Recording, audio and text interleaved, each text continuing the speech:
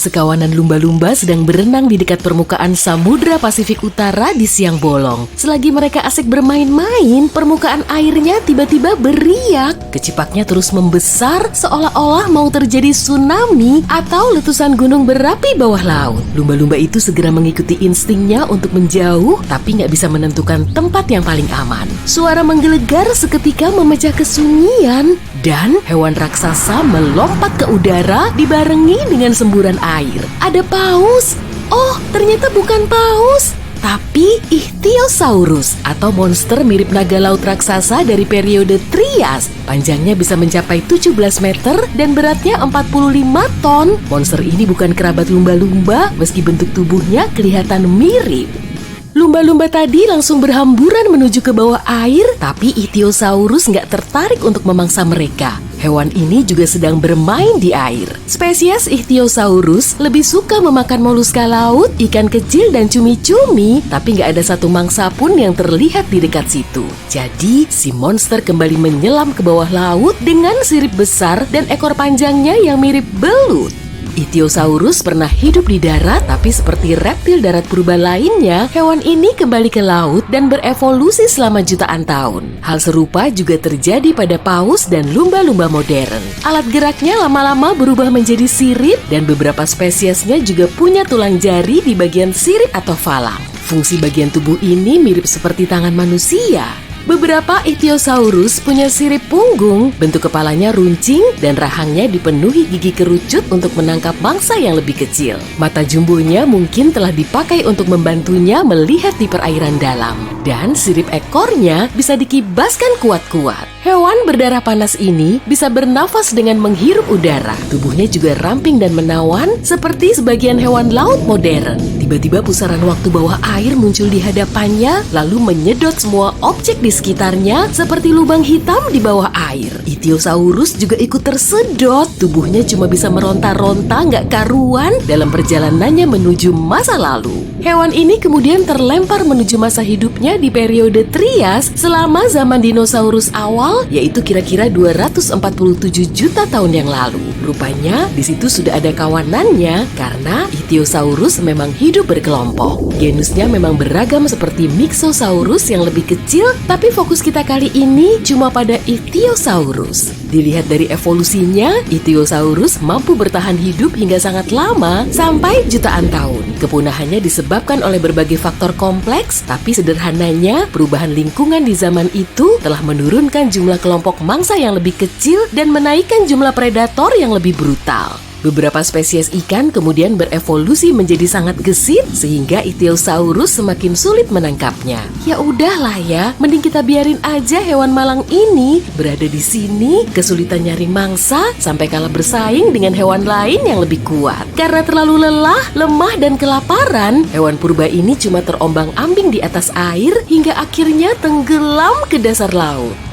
Jutaan tahun kemudian, tepatnya selama periode Trias dan Jurassic, air laut mulai menyusut hingga cuma menyisakan hamparan gurun luas. Oke, kali ini kita akan meluncur ke Nevada, bagian barat Amerika Serikat. Selama periode Kapur, rangkaian pulau vulkanik telah terbentuk di tempat ini. Aktivitas geologis terus terjadi hingga mengubah dasar lautnya menjadi pegunungan modern. Di dalam batuannya juga terdapat invertebrata purba dan hewan yang lebih modern seperti mamut dan kungkang raksasa. Berbagai jenis hewan pasti telah hidup di situ, tapi kita di sini bukan untuk membahas semua makhluk ini. Oke lah, kita lompat lagi ke masa depan menuju tahun 1998. Saat ini kita sudah ada di pegunungan Augusta di barat laut Nevada, atau lebih spesifiknya di Bukit Fosil. Di sela-sela batuan terlihat tulang belakang raksasa yang menyembul. Para peneliti bahkan belum bisa nentuin spesies hewan ini, tapi ukurannya pasti sangat besar. Tulang ini menempel kuat di batu berlekuk sehingga harus digali sampai bertahun-tahun. Pada bulan September 2011, para saintis bisa lebih mendalami hewan tersebut. Mereka nemu tengkorak, kaki depan, dan bagian dada yang kondisinya masih baik. Baru pada tahun 2015, mereka bisa mengekstrasi Ichthyosaurus raksasa yang terlihat jelas. Fosil yang tersisa hanyalah tengkorak seukuran manusia dewasa, bahu, dan bagian tubuh lain mirip sirip. Untuk mengangkatnya aja, mereka perlu bantuan helikopter. Tim tersebut kemudian menamai spesies baru ini sebagai Symbospondylus yang geram. Kata Symbospondylus berasal dari bahasa Yunani yang berarti tulang belakang. Dan mulai sekarang kita bisa menyebutnya dengan Spiny supaya lebih simpel.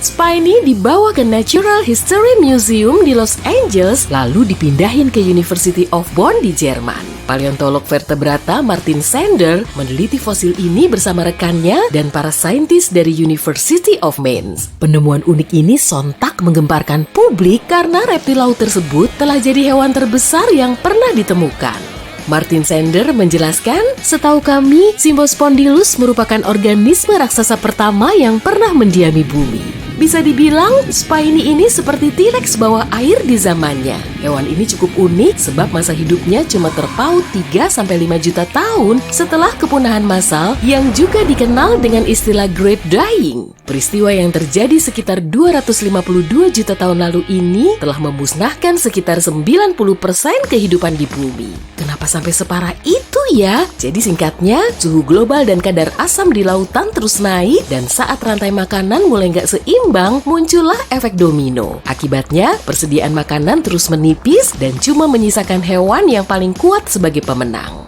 Kadar karbon dioksida di atmosfer juga melonjak dan menurut teori, hal ini disebabkan oleh letusan gunung berapi raksasa di Siberia yang juga dikenal sebagai Siberian Traps. Bahkan, selama 500 juta tahun terakhir, petaka ini menjadi letusan terdahsyat di dunia yang berlangsung selama 2 juta tahun. Akibat letusan ini, sebagian besar wilayah Siberia tertutup oleh lava basal tebal dan sampai saat ini pun area tersebut masih tertutup oleh batuan basalt seluas 7,7 juta kilometer persegi. Teori lain menyebutkan peristiwa Great Dying gak disebabkan oleh gunung berapi, tapi pemicunya adalah asteroid. Kurang tahu juga ya, kira-kira teori mana nih yang bisa dikonfirmasi kebenarannya. Yang jelas, dampaknya sama aja, sekitar 81% spesies laut dan 70% vertebrata darat langsung punah. Peristiwa kepunahan massal telah terjadi berkali-kali, tapi Spiny yang super jumbo itu mampu bertahan hidup dalam peristiwa Great Dying. Umumnya, spesies akan kembali pulih dan tumbuh ke ukuran segitu setelah 9 juta tahun. Tapi Spiny bisa muncul lagi setelah kurang dari 4,5 juta tahun. Dengan bantuan model komputer canggih, para peneliti menganalisis jaring-jaring makanan yang mungkin muncul di area bukit fosil modern. Setelah bikin model lingkungan purba melalui data yang tersedia, mereka bisa mastiin kalau rantai makanan laut telah menopang kehidupan para hewan raksasa seperti Ichthyosaurus. Jadi menurut teori, Spiny melahap berbagai moluska laut bernutrisi yang juga dikenal sebagai ammonoid. Jenis moluska ini mulai muncul antara 1 hingga 3 juta tahun setelah Great Dying. Ammonid yang sekarang telah punah mengambil peran ekologis setelah kepunahan massal. Kondisi kehidupan mereka sangat baik karena nggak ada banyak mangsa yang mengusiknya. Ichthyosaurus kemudian segera berevolusi menjadi hewan raksasa pertama yang hidup di laut dan karena sangat rakus, mereka bisa memangsa semua hewan lain. Nggak seperti paus yang bisa tumbuh dengan makan plankton, Spiny dan spesies lain justru makan ammonid. Laju pertumbuhannya juga jauh lebih pesat. Oke, moral lessonnya adalah makanan bergizi bisa membuat kita tumbuh sehat. Wow! Nah, dari sini kita bisa mengamati kalau ekosistem laut bisa terbentuk serta merespon perubahan iklim, atmosfer, atau kondisi air ekstrim dengan sangat baik. Meski proses evolusinya bisa berlainan, sebagian Ichthyosaurus dan paus tetap punya kesamaan, keduanya bertubuh besar dan giginya nggak begitu kuat. Paus sperma hidup di kedalaman laut untuk memangsa cumi-cumi raksasa. Cara berburu Spiny juga mirip, keduanya menggunakan filter feeding untuk mengambil makanan di dalam air. Raksasa purba ini mungkin telah memangsa ikan, cumi-cumi, dan Ichthyosaurus yang lebih kecil. Spesies Ichthyosaurus lain juga punya banyak gigi dan tengkoraknya mirip kadal raksasa. Giginya juga runcing dan Ichthyosaurus hidup di lautan purba hampir selama zaman dinosaurus. Fosilnya telah ditemukan di berbagai negara seperti Inggris, Norwegia, Jepang, Jerman, Kolombia, Tiongkok, dan Australia. Monster ini telah menjadi penguasa laut di zamannya. Dan saat matahari mulai redup sekitar 250 juta tahun yang lalu, hidup Spiny diperkirakan lebih baik daripada saat suhu bumi mulai hangat lagi. Ia berdiam sebentar di permukaan air sambil memandangi Rona Jingga di Cakrawala. Kemudian menyelam lagi bersama kawanannya di bawah laut. Mereka terus berenang, mencari makan, dan menjelajahi samudra Trias yang biru. Mau tos sama hewan laut? Oke, ulurin aja siripmu. Maksudku tanganmu ke ikan tangan merah Tasmania ini. Ikan ini nggak berenang kayak ikan, dia berjalan. Dia menggunakan tangannya yang mirip sirip untuk berjalan di dasar laut. Pejalan dasar laut ini sering diganggu perenang dan perahu. Beberapa orang bahkan ingin membawa mereka pulang untuk dijadikan peliharaan. Menurutku, sebaiknya kita jangan ganggu mereka dan lanjut berenang. Cumi-cumi vampir. Nama spesiesnya adalah Vampreotheotis invernalis, yang artinya cumi-cumi vampir dari neraka. Widih, cumi-cumi vampir ini pasti bikin banyak orang takut karena namanya. Warna merah gelapnya, duri-durinya di bagian bawah badan, dan fakta mengerikan bahwa mereka bisa memutar dirinya dari luar ke dalam. Cumi-cumi vampir suka memamerkan kemampuannya, tapi tidak lebih berbahaya dibanding anak kucing bagi manusia. Bisa dibilang mirip Dracula yang penampilannya nyermin, tapi nggak punya taring penghisap darah. Cumi-cumi vampir memakan partikel makanan dari tumbuhan dan hewan yang mengambang di dekat permukaan laut. Karena bukan predator, mereka butuh strategi pertahanan, dan penampilan mirip vampir mereka dirancang untuk mengusir makhluk besar yang ingin memakannya. Membalik diri dari dalam keluar merupakan mekanisme pertahanan karena area runcing di kulit bagian dalamnya lebih mengintimidasi. Mereka juga menyemburkan zat tidak berwarna, tapi penuh partikel bercahaya untuk mengalihkan perhatian predator. Vaquita, naik kapal di lepas pantai Meksiko, pasti kebayang serunya, mataharinya, air birunya, dan makhluk laut yang paling terancam punahnya.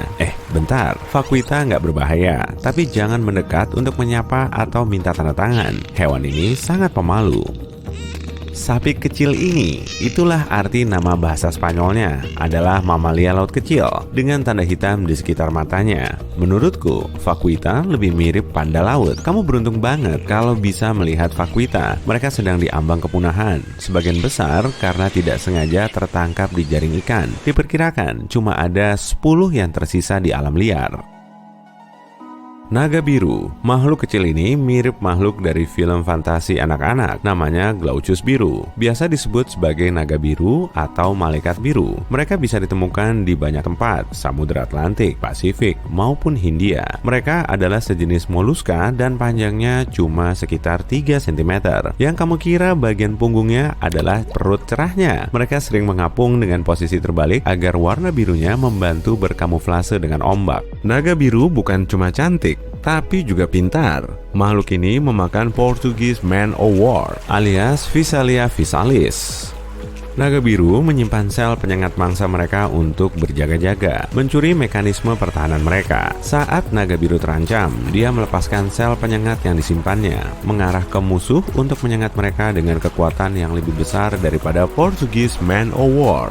Karena bisa menyimpan banyak sel penyengat, mereka bisa menjadi ancaman bagi manusia. Jadi, kalau kamu menemukan mereka, jangan diambil ya, cukup pandangi dari kejauhan saja. Ikan barrel eye. Kalau kamu ingin punya penglihatan sinar X Superman, menatap ikan barrel eye bisa membuatmu merasa punya kekuatan itu tanpa menyadarinya. Barrel eye punya kepala transparan, jadi kamu bisa melihat bagaimana mata dan otak mereka di dalam. Makhluk luar biasa ini hidup di laut dalam, yaitu bagian terendah lautan, tempat makhluk aneh berkeliaran dalam suhu hampir nol dan kegelapan konstan. Mereka terpapar tekanan air yang hampir 1000 kali lipatnya air permukaan. Kalau membayangkan laut dalam tidak membuatmu merinding, nanti aku akan memberitahu penghuni laut dalam lainnya.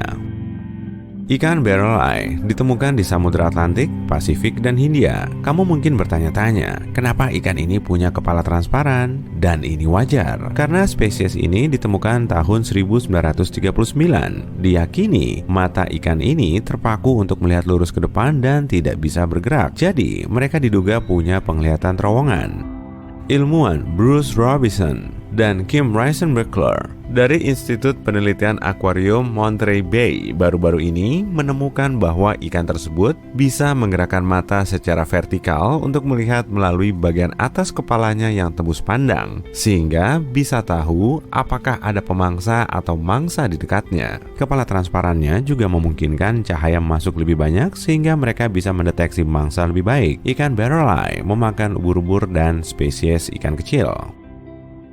Kalau kamu menyelam ke laut pada malam hari, kamu mungkin beruntung dan melihat bagaimana corallimorph bola jingga mekar dalam gelap. Tapi kamu harus cepat karena begitu kamu menyalakan senter untuk melihatnya lebih baik, makhluk ini akan menarik dirinya ke dalam lagi. Megalodon, hiu paus bukanlah hiu terbesar yang dikenal manusia. Jika seluruh spesies hiu adalah sebuah kerajaan, Megalodon prasejarah akan menjadi penguasa lautnya. Megalodon menjelajahi lautan sejak lama.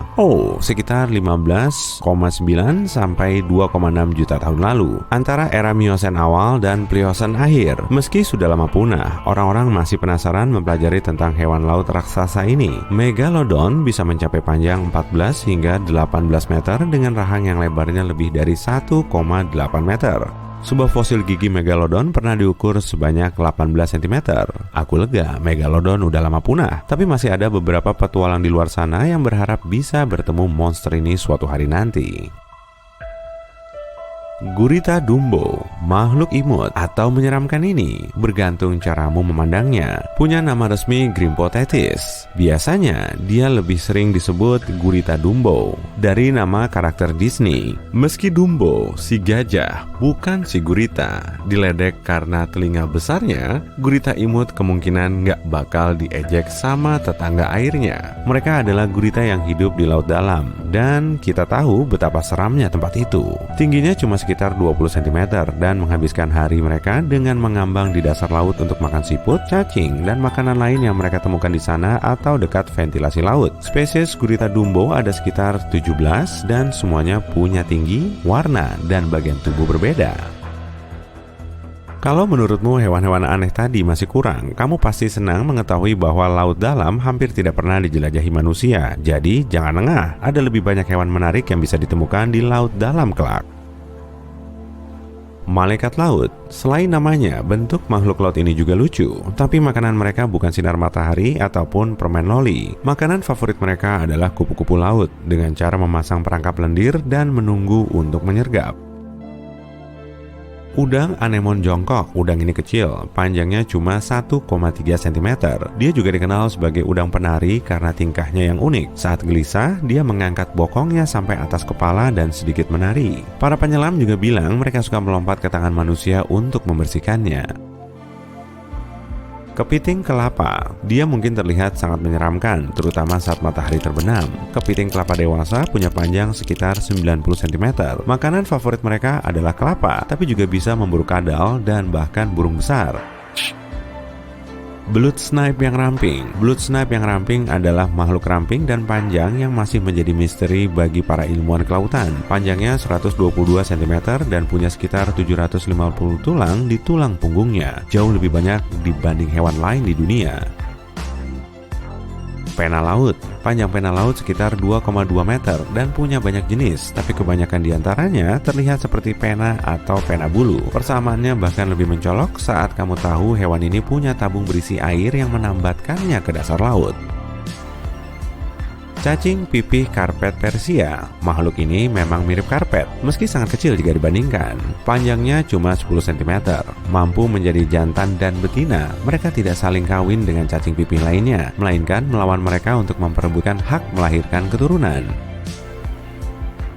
Siput laut lidah flamingo. Turis menyukai siput yang luar biasa ini karena warnanya yang indah. Mereka mengira ini cangkang, padahal warna cangkangnya kusam dan tersembunyi di bawah jaringan lunak warna-warni. Mereka memakan bagian karang yang lunak dan beracun, lalu menyimpan racunnya untuk melindungi diri.